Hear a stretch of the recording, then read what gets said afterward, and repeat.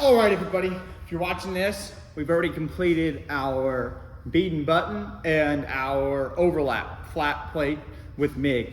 So now let's go ahead and talk about our butt lap outside corner T-joint project that we'll be able to fabricate and then get welded up to practice multi-joints in first off the one position, but eventually be able to weld those in all positions so that we not only are good welders, but we're good welders in a multitude of different joints and what can weld virtually any project.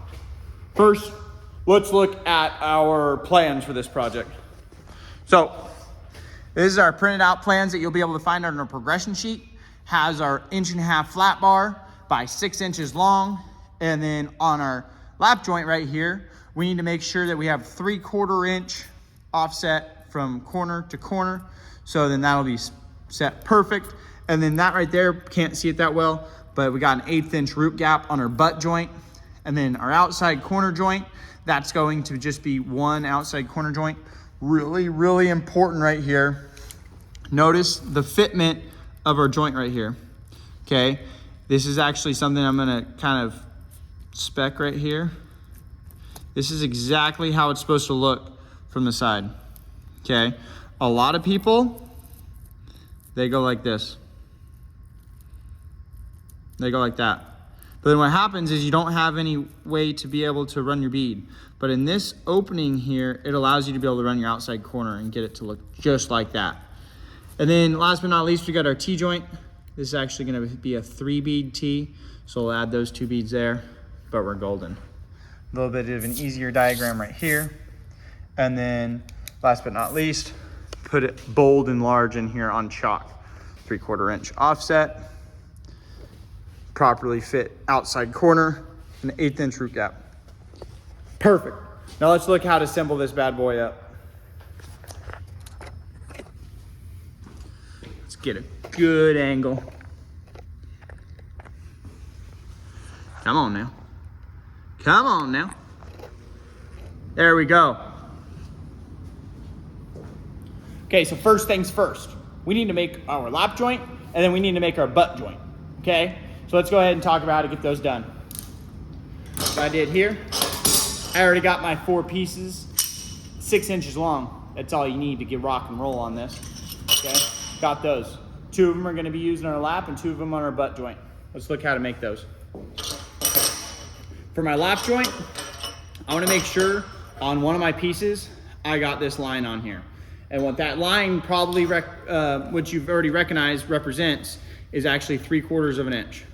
Okay, this tape measure doesn't have a mark, so if you don't know your inches, make sure you grab one that has the fractions marked.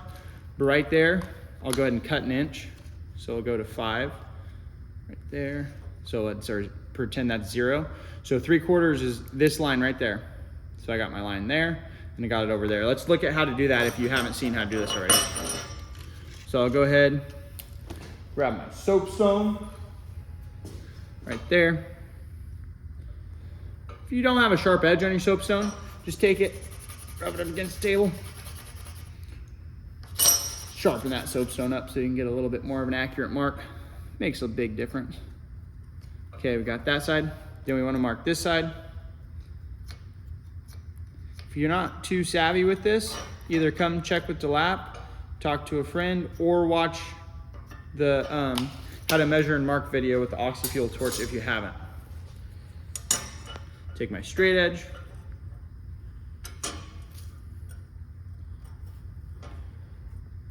Make sure we get both sides. Boom. All right, we got our 3/4 inch line. Always want to double check.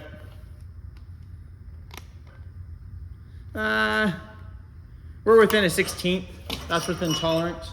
If you're any more than a 1/16 out, I would definitely fix that. Okay, we'll go ahead. This is how we're gonna assemble our lap joint. We're gonna place that down, take your other piece, set it on top just like that, and get it right up against that line. Okay, so we should be able to see that line.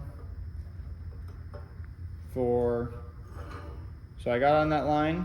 Now I'm gonna go ahead, got my clamp already set. Go ahead and clamp it.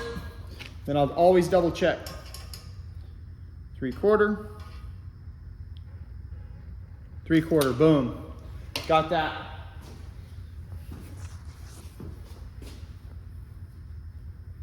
Let's turn this little auto rotate off. There we go. Let's make sure we're still in frame.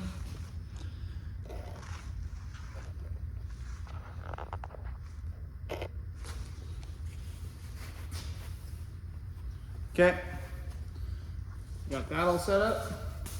So just to be able to make sure we're clear on this, from this point to this point, 3/4 of an inch. Okay, and where I'm gonna tack, I don't want to tack weld right here because that's gonna be in the way of my weld. That's gonna be in the way of my weld beads. So I'm actually gonna tack right here, and how I do that is I set my MIG gun over the side, and then go ahead and fire it up.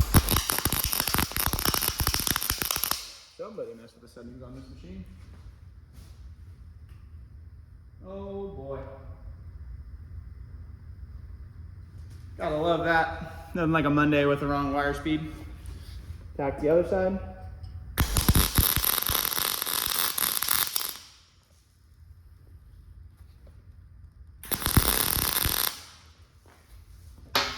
Okay. Nothing pretty, just has to hold. Okay, and notice if you have a properly fit lap joint, there's gonna be absolutely no gap in there. That's why it's really important that we tack it on the sides, and then we also make sure that we are clamping it to keep there to be no gap. Because the better we fit up our joints, then the better our welds are going to turn out. Okay, perfect. Now that I got that, let's go ahead and set up our butt joint, which is gonna look like this with an 1/8 inch gap. So the reason why I'm using these is it just kind of takes out the imperfections of our table. These are just some extra scraps that I had from our pieces that I didn't need. So that's why we're doing that. What I like to do is I like to grab an 1/8 inch welding rod, bent as such, and then that'll allow me to actually stick it in between my 2 pieces of metal, and that will create a perfect 1/8 inch gap, as long as you double check it. Let me show you what I mean by that. So I'm holding those pinched together.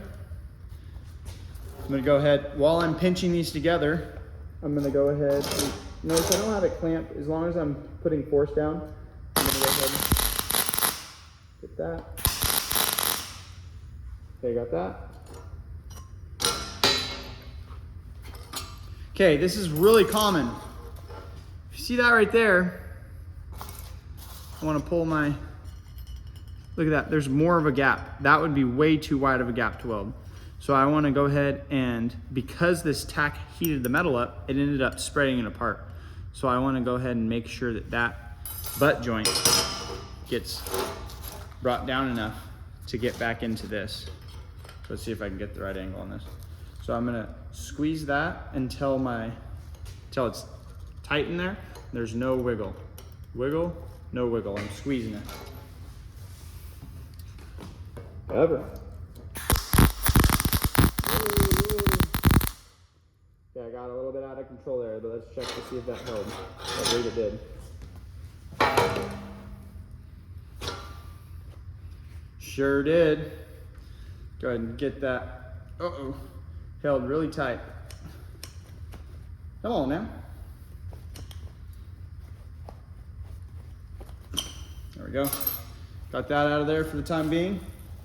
Okay, now we got our 1/8 inch root gap. Okay, and we got our lap joint.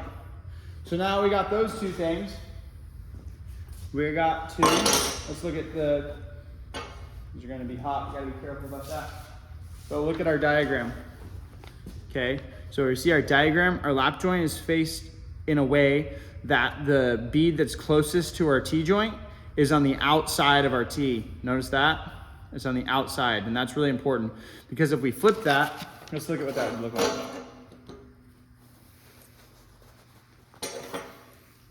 We want to make sure it's like this, okay?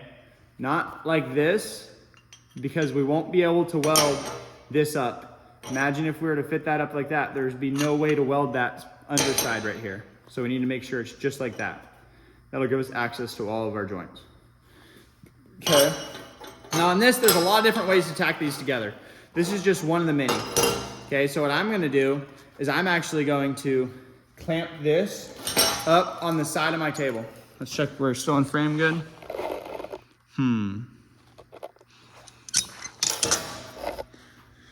Okay, we're gonna try this angle out and we'll see how this works. Anyways, I'm going to put it on the side of my table. Clamp this. Essentially how I had it before. Making sure it's flush with the edge of the table. Right here, same as this side of the table. Then I'm going to take this and I'm going to tack inside corner to inside corner.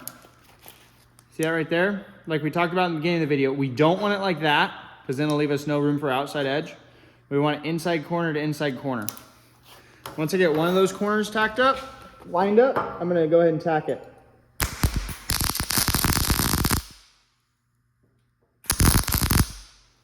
Okay, we got that corner tacked. Go ahead and check it. Now I'm gonna go ahead and untack or unclamp this and then kind of manipulate this outside corner in order to fit up properly. See there's gapping again. So I'm gonna go ahead and bring it together.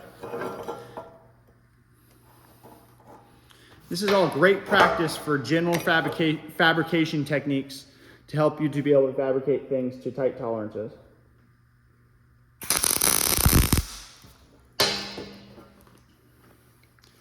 Should end up looking something to that effect. Okay, there's an open groove on our outside.